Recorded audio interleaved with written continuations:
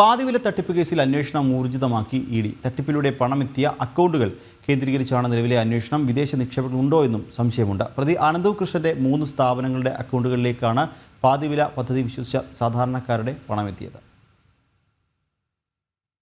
അനന്തു കൃഷ്ണനും സ്ഥാപനങ്ങൾക്കുമായി എത്ര ബാങ്ക് അക്കൗണ്ടുകൾ ഉണ്ടായിരുന്നെന്നും നിലവിൽ സീഡ് സൊസൈറ്റികൾ വഴിയും വ്യക്തിഗതമായും ശേഖരിച്ച കോടികൾ ഏതെല്ലാം അക്കൗണ്ടുകളിലേക്കാണ് മാറ്റിയതെന്നും കണ്ടെത്തേണ്ടതുണ്ട്.